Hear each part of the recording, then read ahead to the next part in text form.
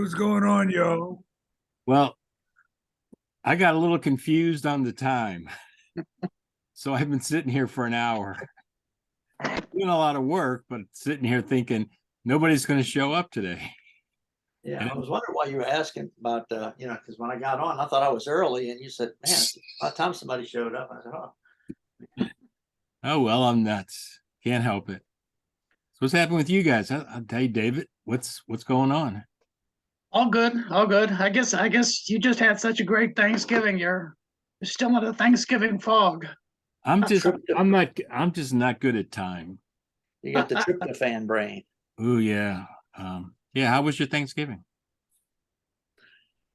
We had a few people. We were going to have better attendance, but Billy and Amanda had to go up to Bogalusa instead because her mama got real sick, and they usually come here first and then go there. But they put her in hospice, so the whole family decided to go there first.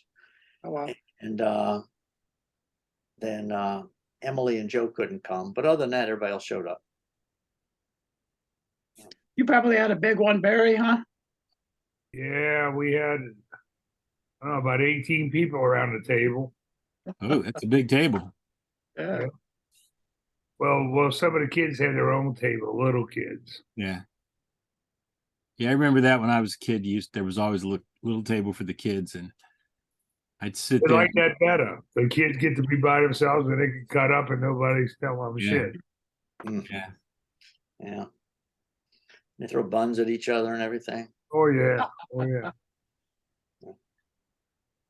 I had one of those dreams last night where, let's see, 426 Bourbon, the restaurant had shut down and there was nothing going on there.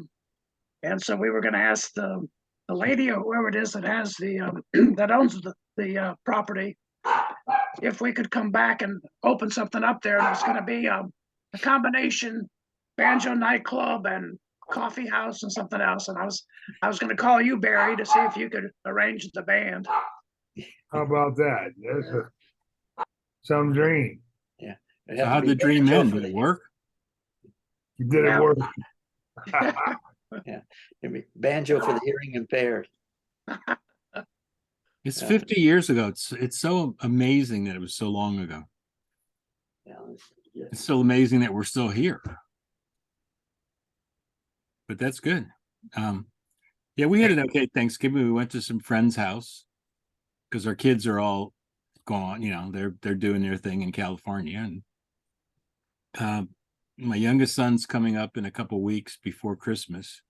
He spends Christmas with her grandparents in New York because they got to check out their inheritance. And they're not getting any money from us, so they don't come for Christmas. But that's okay. And let's see what else. Not too much. It's cold here. I saw in New Orleans it was like 70 degrees today. Yeah. last night I left the restaurant, where I worked at Arno's. Uh-huh. I had an overcoat on and a hat. It was cold walking to my car, real cold. This morning when I went to go out, I didn't check outside. I put on a sweatshirt and long pants. I walked out the door. I said, "Holy shit." I walked back in and put on shorts and a t-shirt. Yeah.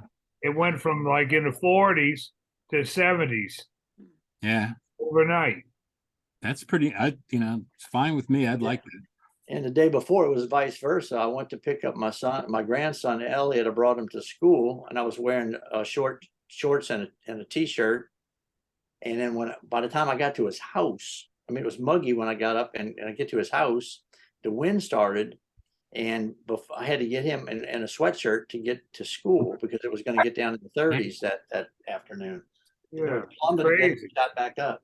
It's fluctuating like this. Yeah. Yeah.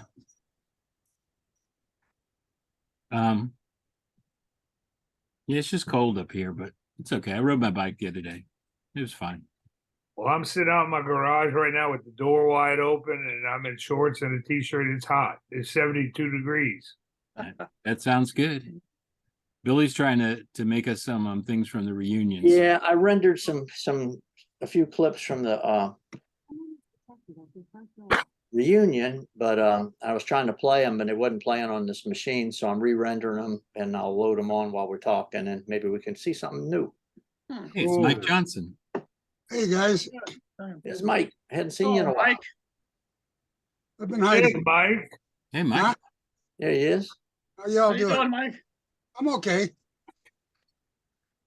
Nice couple of days in Colorado lately. You got snow, right? Excuse my back. How about you all? How you all doing? Terrific, Doing pretty Mike. good. All good here. Yeah. Cool.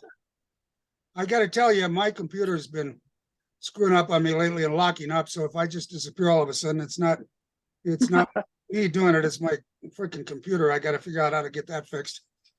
So, Hey, you look pretty good right now. It's making a good, Yeah. clean picture of the house behind you and stuff. And yeah, that's our cabin up in the mountains, probably about 3 feet of snow up there by now anyway. Well, it's at 10,000 feet up in the Rockies, so, you know.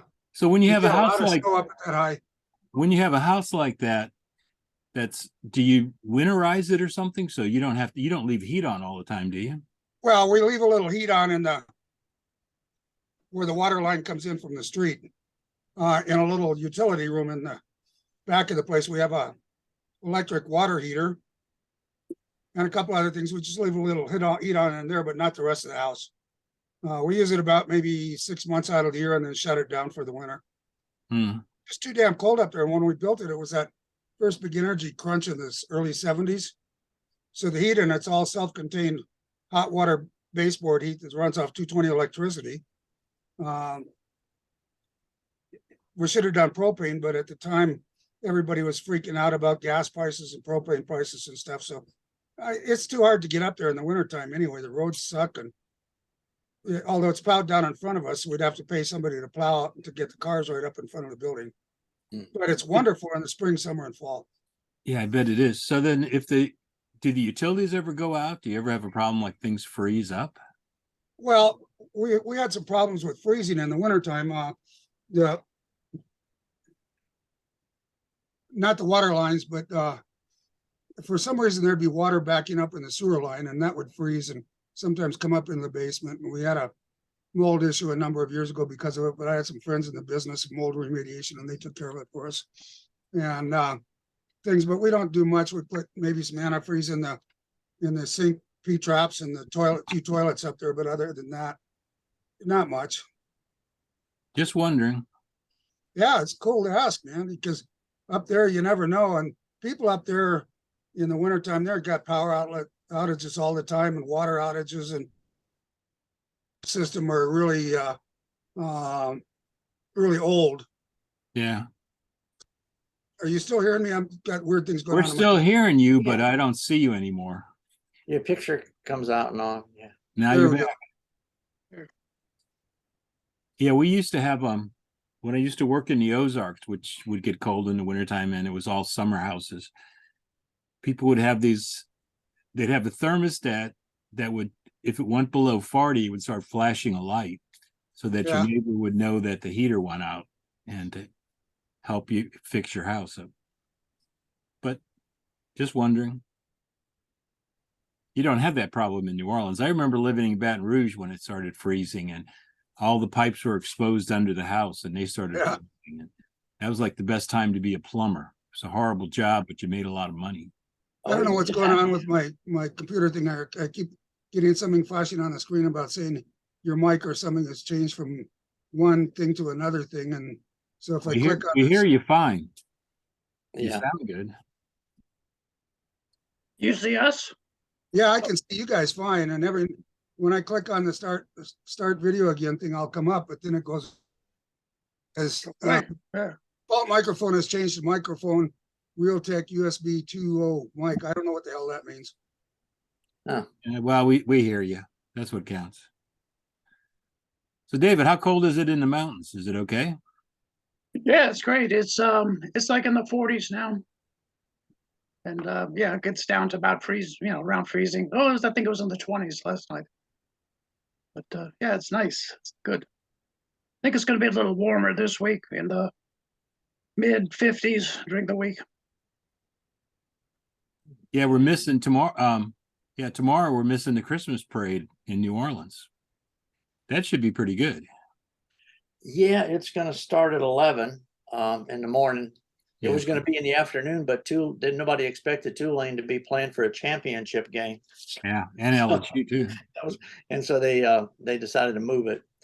You know, Tulane Stadium isn't nearly that big, but I guess they figured it might have some traffic, causing a problem.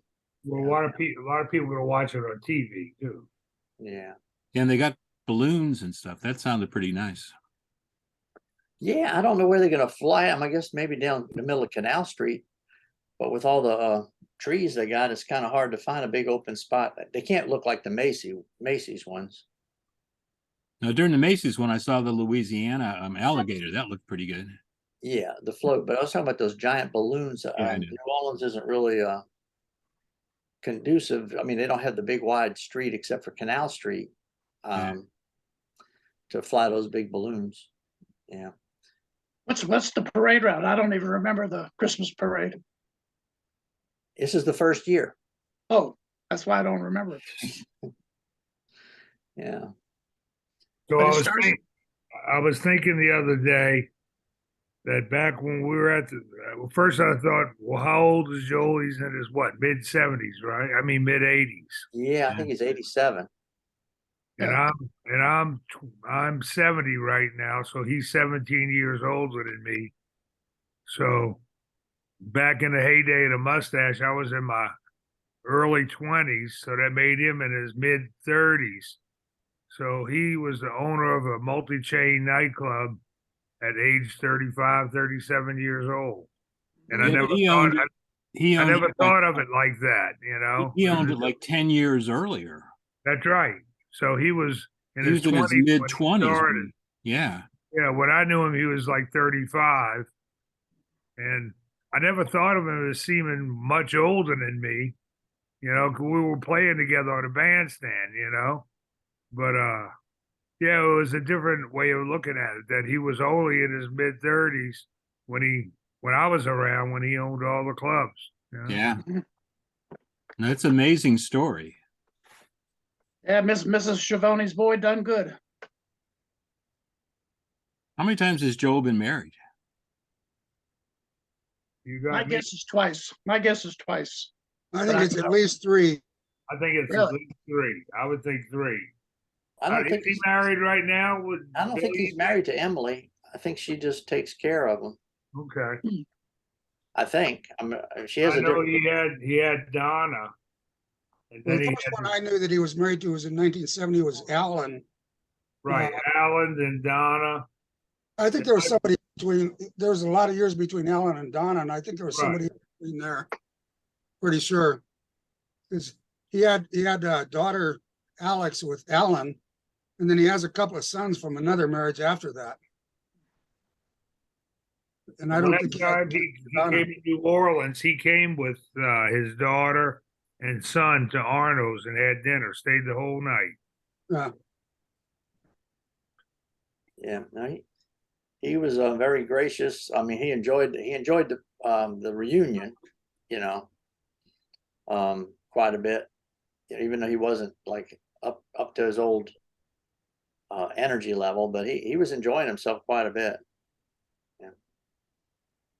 Yeah. Well, I have was looking through some of the pictures, and I love this picture, David. You look so good in here. That is a good picture. I like it. And Roger looks serious. Who's the girl? I that wanna is, Tanya? Was it Tanya? no, her name was And she did the bookkeeping for a while, didn't Right. she? Janine or no? Yeah, I Huh. think she did. I think she did books, and she worked at the beer stand and did flapper too, like Yeah. the other girls. Can't remember. Okay, It's a she seemed like a shame, nice person. Yeah. Roger would remember the name. Yeah.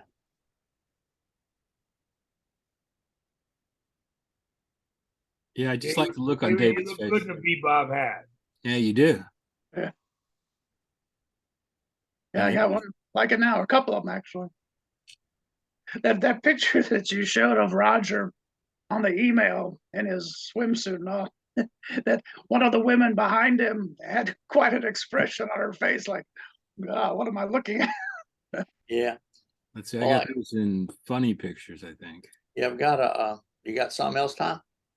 No, I'm trying to find the one with Roger. But go ahead and share whatever you want to. Well, this is a video with Roger talking about the beer chugging contest. You want a story? Yeah, tell us the story. Okay, the best things were having the ladies beer guzzling contests. And we had a starting gun, and we had a time watch. And the pistol went off, the girls drank as fast as they can. And the winner stayed on for the next round, and the next round, and the next round. And when she was through, we were through. Oh, God. And that's kind of how Tom met Emily. Yeah. Yeah, but Emily was against 8 other guys. Oh, okay. So she went through like 8 glasses of beer, and she's not that big. That's I remember because Roger would keep the girls on until they would lose, and so by the time they would lose, they were pretty drunk. Yeah, because I remember, she's outside. Chris, Hi, Chris. Hey, Hello, dude, guys. She's outside, and I'm talking to her like, well, what did you do that they said don't let you back in? And it was all because of she said, oh, I drank 8 beers and then I threw up. They held her arm up in view. We must have run out of, maybe we ran out of sawdust and, that's why she had to leave throwing up. I don't know. And I mean, I swear, David, I remember you carrying her out. But that's not really your style either, to No, I know, but pick somebody I up. believed you. I believed you all these years. But yeah, man, I don't know. Yeah. But it was good. I got to talk to her a lot because her friends weren't leaving. They were all inside drunk. We're talking about my wife, Chris. Oh, I missed the first part of that. Yeah, it's We important were to know. talking about, we had a picture of where Roger was talking about the beer guzzling contest, and we used to have a lot of women in them. And I met my wife that way. She beat 8 guys, which meant she drank 8 glasses of beer. They held her arm up. She puked, according to her. Because then I met her when David came walking out of the club. I'm at the door collecting money, and he sets her down in front of me and says, "Don't let her back in." But And you her girlfriends are there, and I just said, "You can't go back in." And like, what did you do? Which later on in life, my sons loved the story Oh, of course. because she always acted like she didn't drink. when Elliot came to visit me at Fritzl's, all he wanted to know was hear stories about you.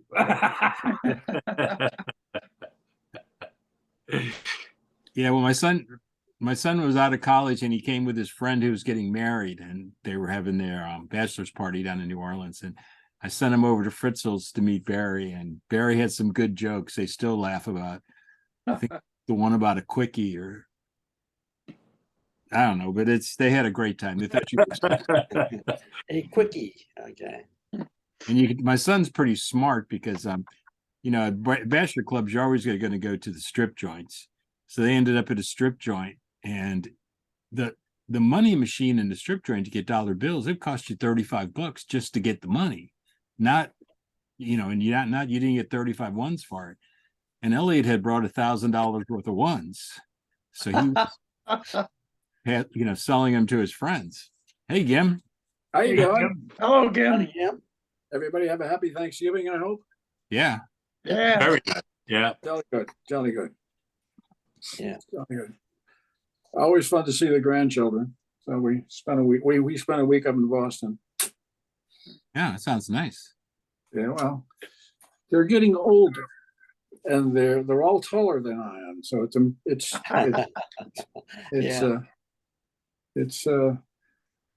youth. I tell you, they're large,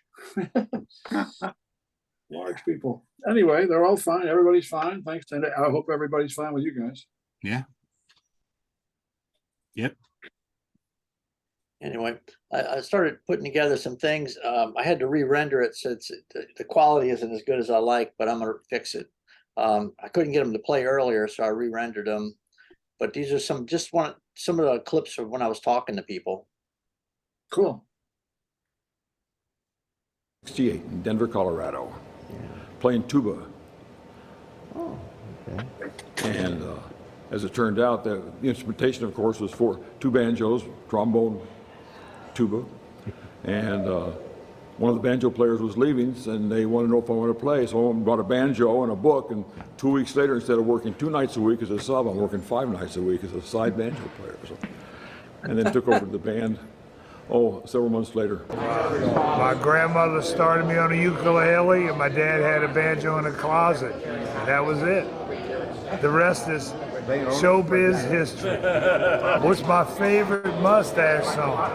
I would say, "Hello, my baby.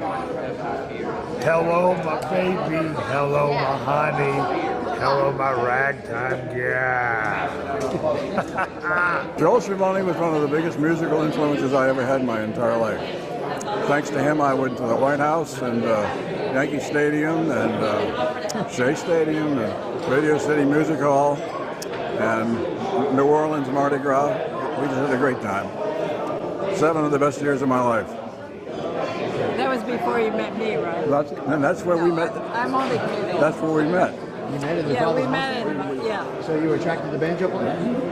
Well, I didn't realize at the time, but it worked out that way. Why do I play the banjo? Now, my mother bought my dad a banjo for Christmas one year with 10 lessons. So he always said he wanted to play the banjo. So he goes to his first lesson. He sits down and waiting and waiting and waiting. Nobody ever came for him. Somebody finally said, "What can help you, sir?" And he says, "Well, I'm waiting for my banjo lessons." He says, "Oh, we thought you were in here to buy something, or something. We thought some kid was going to come." He didn't see the humor in that. He took his banjo, went home, and never went back. So now there's a banjo with 10 lessons in the house. And I said, well, heck, I'll pick up the banjo and go to the 10 lessons. And I took my 10 lessons, and the rest is history. That's it. My dear old mom hadn't bought Dad a banjo, I never would have played the dang thing. Same story as mine. My mother bought my father a washboard back in the Ukraine. He went for lessons. The Tsar said no. And there was a washboard and lessons attached to it, and the rest is history. Amazing, amazing. You didn't want to smuggle the daughter out of the country? Absolutely, in my washboard cover. I didn't decide to play a banjo. My mom decided I had to play the banjo. I have no idea how she knew that. But my moms work in strange ways, as all of us have had moms, I assume most of us have. She bought me a banjo when I was about 15 years old. I brought it upstairs in the closet, and I left it there for 5, 6, 7 years, and I didn't play it. I didn't even see it. And one day, out of impulse, I took the banjo and I started to play it. And I went to I found a teacher and learned how to play the banjo. And then along came your father's mustache. I played a lot. So that's the whole story. And here I am today, still playing the banjo. All these banjo players I've worked with has just allowed me to learn more and more about playing my tuba. Tuba and banjo go well together. Banjo players like tuba players.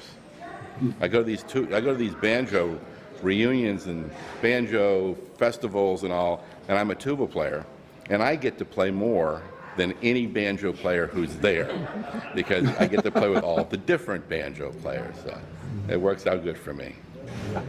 Yeah. That's great, Bill. Nice job. Nice job. That was terrific, Billy. That's well done. Thank you so much for that. Yeah. Did you notice that when Joel was being interviewed, his speech impediment went away? Yeah, when he's performing and when he's singing, he works a different part of his brain, I think. Right. Yeah. Mel Tillis was like that, he That's right. heard all the time, and then he'd sing, and it would be perfect. Yeah. Well, Dave was asking for the picture of Roger, and there it is. Look at that lady on the right over his shoulder. that expression. Yeah. Oh my God. He probably had his bathing suit with the trap door on it. I mean, the things we did when we were younger, I'll tell you.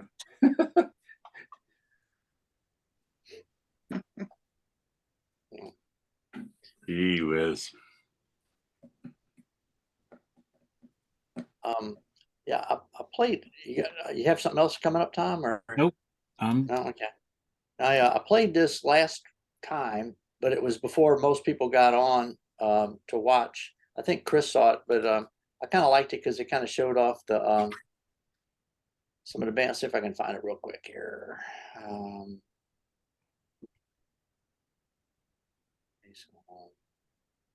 That interview thing was terrific. Yes. Yeah, I'm sorry it pixelated a lot, but I had rendered it on another machine and it wasn't playing on here, so I had to downsize it, or this thing wasn't going to play it for me. But it'll look a lot better when I finish with it. Looking for The content's what's important. Yeah. Yes, exactly. When you say you rendered the thing, I have absolutely no idea what the hell that means, except Oh, it's just taking it. it's something you do when you do your magic. Yeah, it's pretty much taking the video to raw footage and then putting it in something that will allow it to play on the computer. Okay. I can't find it now. Let's see. I'm glad you really explained it to me and I understand now.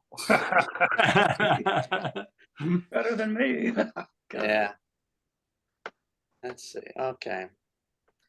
Now I can't find it. I'm still sitting here thinking about, I got on the Zoom today an hour early. And I don't know why I did that, but I sat here, it's like, oh, nobody's coming today. Billy gets on it like 10 minutes before it's supposed to start. And I said, oh, somebody showed up. Maybe you found yourself somehow back in Central Time Zone. Yeah. I know what it was because I was looking at the clock thinking that 5 o'clock was Here we go. end time in New Orleans.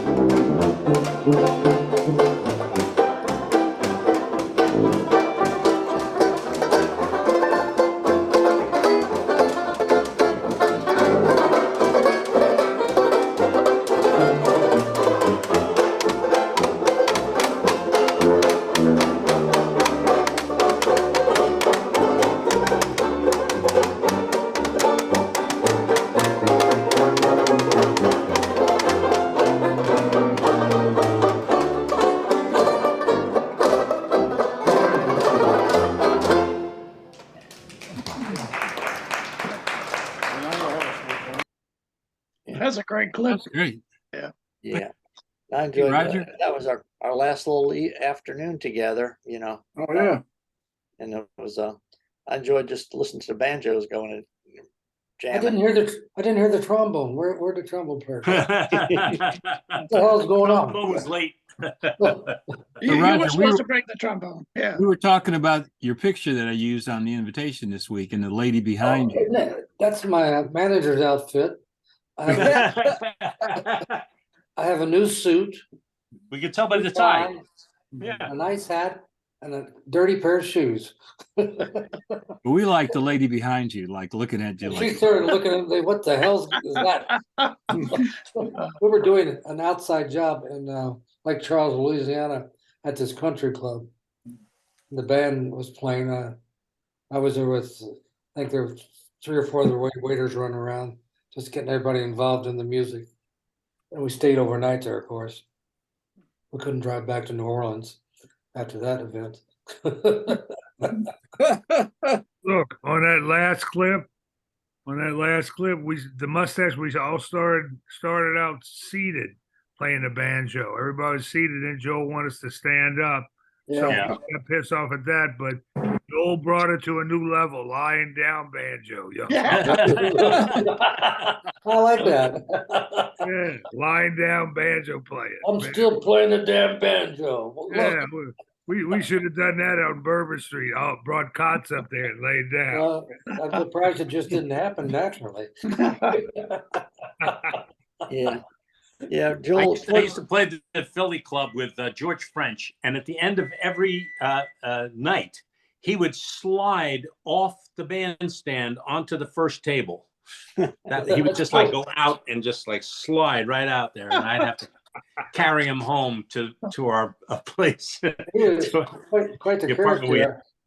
So he didn't play laying down, but he ended up laying down. I You spent should have a taken summer. up slide trombone. Yeah, I spent a summer with him. I spent a summer with George up at Cape Cod, and we had just had a lot of fun together. And he would come back when we were in New York. He would come in the afternoon and practice, and our office was right behind the stage, sort of. And Ron Sater and the rest of the girls was in there, and I was in there. Used to drive Ron Sater crazy because we could hear him practicing all the time. So, Ron would go and say, "George, that's enough, man."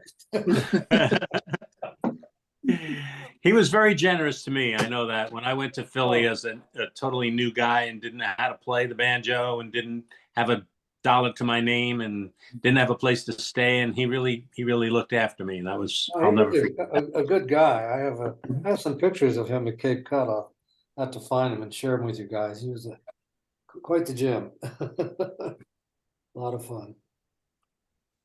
So He had a little Renault automobile that we used to have to push start every time. He did. The battery was dead. Oh, really? But it was a tiny little car, so he would get in with the dog, Easy to push, and I yeah. would just get behind it and start pushing, and then jump in the car. I think we've all had that experience. I mean, I had an old car like that. It's an old Plymouth or something, and it's I just would push it and jump in and pop the clutch and off we'd go. This was a Renault Dauphine. You know the model, Jim? Renault? I know it. Yeah. Yeah. I had one on the Cape too the first year, and the Renault Dauphine. Yeah, it had the country horn and the city horn. Remember that? Beep beep or little beep. Remember that? I don't think teenagers these days have that experience because of automatic transmissions. Yeah. I mean, all of us have popped the clutch. Uh-huh. All of us, I think. You bet. You bet. Yeah, I had a Triumph Spitfire, and I did that a lot to that car. In fact, I sold that car to Bob Osborne when I got married because it was just a 2-seater. So yeah, but yeah, it was light. It was easy to push and jump in and pop the clutch and get the thing going. Yeah, my first car was a '49 Plymouth. 29. You must be old. Shit. My first car was a 1930 Ford Model A. Soft. It was a coupe with a soft top coupe with a rumble seat. Yeah, did have the you don't have it now. No. I had another you don't one have later. it now. I had another one later, but it didn't compare with that one. Now, did it have the running boards on the side? Oh, absolutely. And had the rumble seat in the back? That's the one. When I was a little kid, there's a guy up the street that had one of those. I was only 4 or 5, and he'd be coming home and going up this little hill. I'd run and jump on the side of his car and hang on the running board and just go up to the top of a hill with him. It wouldn't be too wise today, but and you survived all that too, didn't you? Yeah, oh, it was great. Great times, great time. The cars were a lot different in those days. The neatest car had a 51 Mercury. They were huge. Had great big seats in them and everything, and skirts on the side, and a nice front to it. And it was real big. And I remember I was taking my high school sweetheart out. Anyway, we were out at this park, just having a good time, getting naked and everything. The next thing I know, a flashlight shines on us. Oh yeah. And the guy said, "Okay, get out of the car." He just wanted to look at my girlfriend, I think. And he said, "Okay, get back in. I'll see you later." Simple times. 50 and 51 Mercuries were really they were really sex machines, those guys. Those were really cool. Yeah. One summer at Point Pleasant, DeFeo and I bought a 1953 Chrysler Windsor Deluxe. Oh He couldn't drive at that time. He drives now, but so we went in on the car together. We were living together in a little house not far from the club, and we just used it to go back and forth from the club to the house, and that was it. Cost us $150, I think. We chipped in. God. I believe it. Yeah, you could buy a car for that price in those days. Oh yeah. Now they have cars that drive you, so you don't have to worry about anything, I guess. Now it costs you that much to fill up the tank. Yeah. So just plug it in. My son has one of those cars. Seems to like it a lot, though. Very high tech. And it tells you how many miles you can travel in it before you have to charge it up again. So just have to find out, and it tells you where the next charging station is. So that's pretty neat in some ways. Yeah. Futurist car. I mean, and a lot of the younger people like it. They're a little more high tech, knowledgeable than I am. But it's pretty neat. I drove it around for a while. It was fun. Would make a turn for you, go the other way. Wouldn't let you run into anybody. And someone would else try to get in it. They couldn't get in because everything was on your phone. And they'd try to get in the car, would talk to it to get away. Does your car talk back to you? Yeah. So maybe say, "How come we never go any place I want to go?" Yeah, really. I don't want to go there. More worried about what it would say what's going on the inside. Yeah, get a room. Yeah. Get a room. I remember I had an uncle who always had a new car, but he believed that the battery was going to run down if you turned the radio or the heater on. Oh Lord, really? He'd be running around St. Louis in the wintertime, freezing your ass off because this guy just wouldn't turn it on. He didn't know it could recharge itself, huh? Nope. And no matter how many times I tried to explain it to him, it didn't matter. We're not turning it on. Funny. That's funny. He knew better. That's funny, yeah. The St. Louis gets bitter in the wintertime, very bitter. Just like I grew up in Independence, it would snow there, and it would rain a little bit first and snow, and it would freeze, and it seems like it never melt. Keep going out day after day and weekend, it would just always be there until the season changed and it started melting, make a mess. Yeah, global warming has modified the Midwest lately. Hardly ever snows now. Well, it is a factor or not a factor? I think it's just mellower. It's not as bad. It might snow a little bit, but it's gone in a day or two. Yeah. It's never as cold as it used to be. I mean, it used to be Well, damn. we get down to freezing and just had to close the schools. Oh yeah, I used to love that.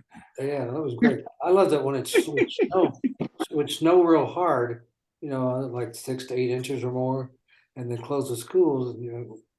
I called my buddy up and I said, let's get our snow shovels. We'd go out and make a lot of money. We'd Yeah. shovel sidewalks and driveways. Oh, yeah. Hit all the neighborhoods. I think one time we made almost $100. We started early in the morning and just kept going until it got dark. And each place, we just go up and give them a different price, whatever's in our head. How much you charge? Oh, $2. Okay. My sidewalk. I remember doing that once, and we were a bunch of times. We made a lot of money. It was great. But once I decided, okay, you pay me what you want to pay me, because that was giving me more money. And then this one lady, we did this whole big walk, and she gives us a quarter, and I'm like,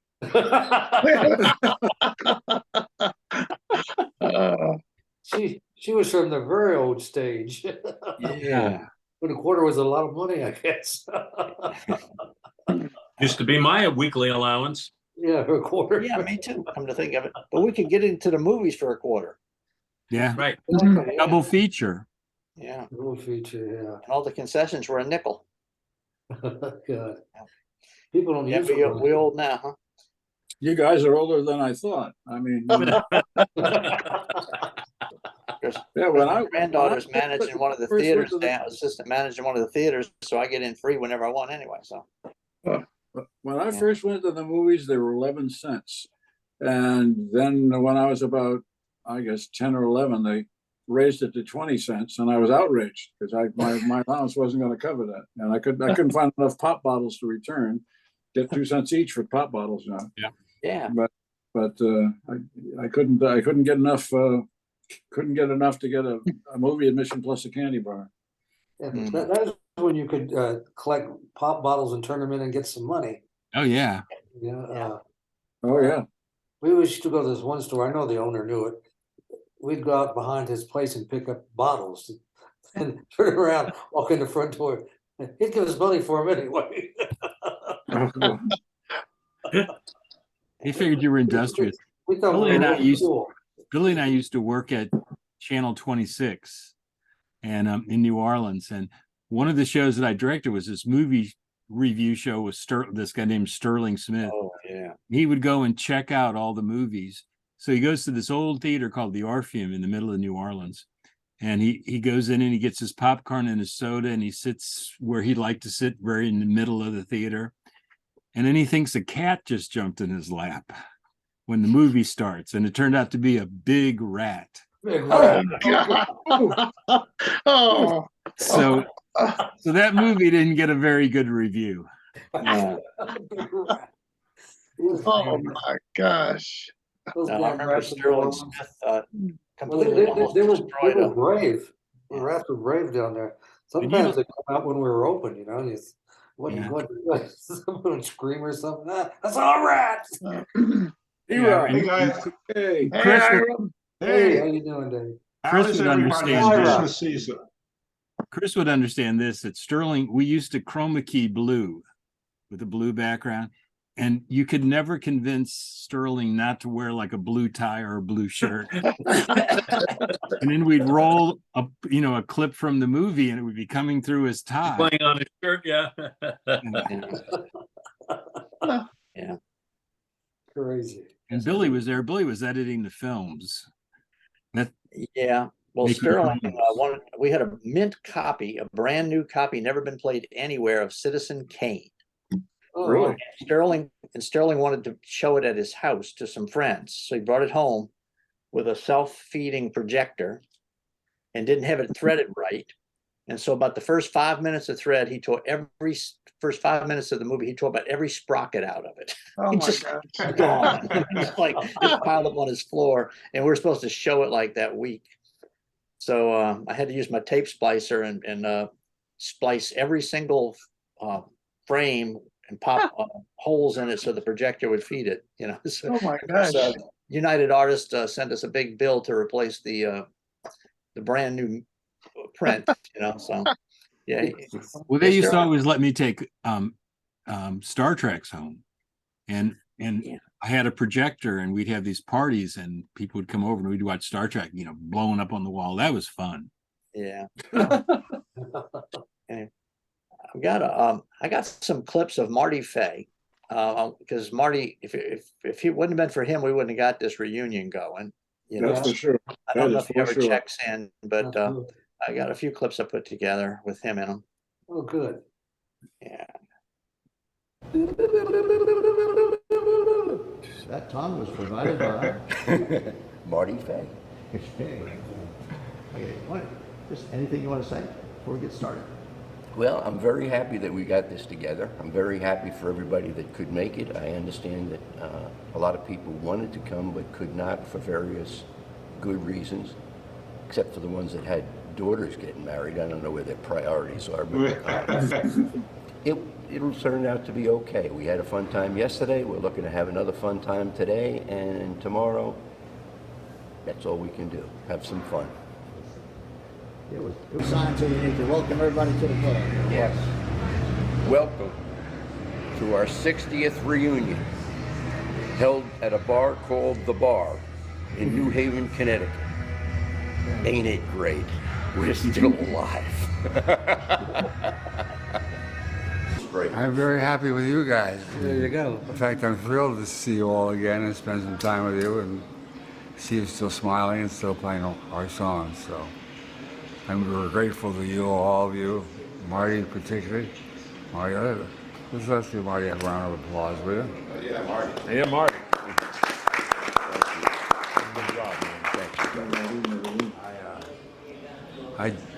I worked in this reunion for 3 years. Then I finally quit. COVID, everybody is sick. People can't come. I've got this going on, and I just said, Marty, will you just take over? And he did. He took over, and he just said, we're doing it this day. And that was it. We're doing it. And we did. We did, and it was great. Right, Marty, play the next one. Yeah. I'm Marty Fay. I first went to Your Father's Mustache in Point Pleasant, the summer of '69. That's 1969. My cousin was playing banjo there, Roger Fay, and that's when I was first introduced to it. In July of 1970, I started working at Your Father's Mustache in New York City. And because of that, I've had some of the happiest memories of my life. Joel Schiavone and his organization, great people all around. Every place that I went to, whether it was closing down the Point Pleasant Club a year or so later, or Boston or Cape Cod. I went down to 2 Mardi Gras in New Orleans that were fantastic. I was in the Denver Club for a few days or a week. But I'm very, very happy that this week we were able to put together this reunion, because I haven't seen him smile this much for this many days in a row as I have this week in recent years. And this has been great for him, and I thank everybody who was able to come, whether you came in person or you came on the Zoom, or you just sent your regards to us and said you had something you couldn't do. But Joel really appreciated it. He appreciates everybody, and he was looking forward to this.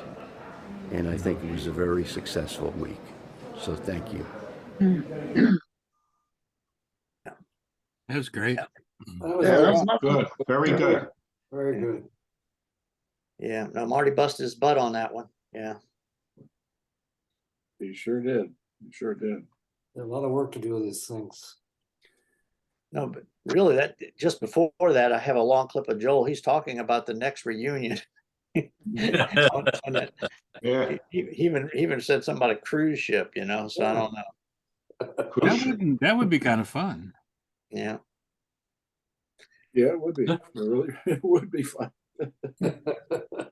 We could just hang out on the Lido deck by the little bar where they have all the ice cream and pizza and stuff you can eat and play banjo. Yeah, Yeah, I'm sure the rest of the people on the ship would appreciate that. The Yeah. leader. Yeah. Hey, we could go, we don't need a ship, we'll go on Danny's sailboat. What do you think, Barry? Yeah, let's take it out. Yeah. Yeah.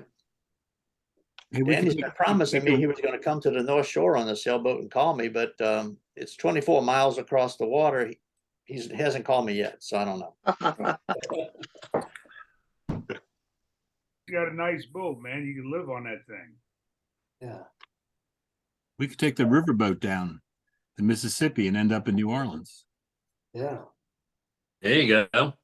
Yeah, that'd be fun. Okay, start work on it. Yeah. Barry, need to wait you for guys play on the Mississippi to boat fill up anymore? again. Or what? Barry, What's the question, Roger? do you guys play on the riverboat anymore? We haven't since before COVID, Yeah. Yeah. you know? But I'll tell you what, usually, traditionally, these weeks we're in right now between Thanksgiving and Christmas, it's Uh-huh. slow times down on Bourbon Street, but man, this week it's been packed. Why is that? They have a big international Amway convention in town. Really? And it's packed, Roger. You can't believe it. That's good for business. I like to hear that. We used to call this time. We got what, 3 managers, 4 managers. They used to manage the mustache. We used to call it Blame the Band Month. Blame the Band Month. Roger or David or would always say, "Up, your breaks are too long. You got to play faster. You got to play louder. You need new songs." We said these guys can't figure it out that every December is Blame the Band Month. Every December, the sales go down, but it didn't look like it this week. This week it was packed. Yeah, December can be pretty quiet. Then people stop prepping for Mardi Gras and everything. Right. Everybody's shopping and all that, but not this week. That's We used good. to get a kick out of that. It's Blame the Band Month. They our breaks are too long. New songs, yeah. Every year, yeah. Oh, I don't see Chris anymore. He's right in the middle. Oh, He's there. He's over to the side here. Sometimes He's I right can't see. over the there. He's side. right over there. Oh, there he is. Hey, Chris. All right. Did you get that link I sent you for the clip? Oh summit? yeah, I did, but I didn't have a chance to download it or anything yet. No, that's okay. No, I just want to make sure you got it because I'm gonna try to finish up pretty much everything before Christmas and put it in segments that you could put up and everybody could see everything. Yeah. Not just the parts I'm editing, but the whole enchilada. Yeah, that'd be great. All right. And I'm putting on my Google Drive. Anybody that's tech savvy or wants the whole thing that they can just play on their own computer, you can download it yourself too. So. Oh. Where is it? Now I'm going to put it on my Google Oh, you're Drive gonna and I'll put it send you a link. And all you do is you click on it and it will give you the option of playing it right on my Google Drive, or you can download it to your computer. Okay. And cool. it looks better that way. And also you can put it on a USB drive and play it on your TV. Look. There you go. Like Yeah. that thing is going all over my house, man. Yeah. Yeah. These days, people don't even want DVDs anymore. They want a video file they can just plug Yeah. into their TV set. That's Yeah. right. Jesus. It's Well, hard to let me find a tell you- computer with the DVD drive. Because of that, down on Bourbon Street, the band, we used to make a lot of extra money selling CDs. Yeah. All right. At Fritzl's, we'd sell 30 of them a night every night. And split the take. So that was really good. But now people don't buy CDs anymore. No. No. They don't even buy them. So we're losing money because of that. In fact, the computer I'm on right now doesn't have a CD drive. Right. A lot of them don't anymore. You can buy one and just put Right. it inside. Right. That's what I Right. did. That's Yeah. what I did. But most people are not even using CDs. And then, they go, CD, what's a CD? What's a CD? Now we might sell 2 of them a night when we used to sell 30, 35 of them a night. Yeah, maybe if you put them on 8-track. There you go. Well, I like my old 8-track. What we did, we did a new album down at Fritzl's the last few months, and we had it pressed on vinyl, and we're getting ready to sell vinyl as a souvenir. You know, we're going to see if that works. Well, vinyl is becoming popular in some areas. Right. Yeah.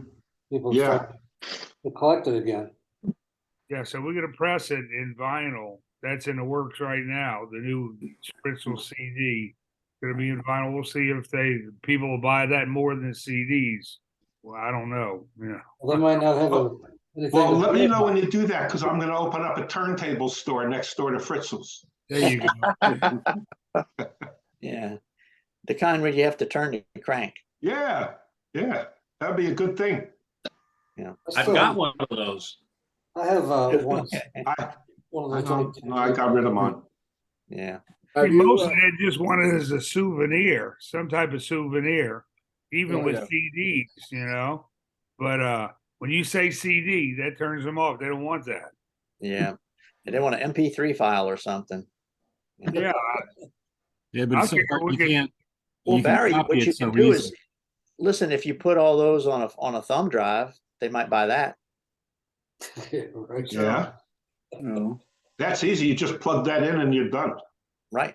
Well, if Yeah, we you just had plug some that kind one of in. gift, if we had some kind of gift like the old mustache mug that went with the thumb drive, Uh, that might do it, you know. yeah.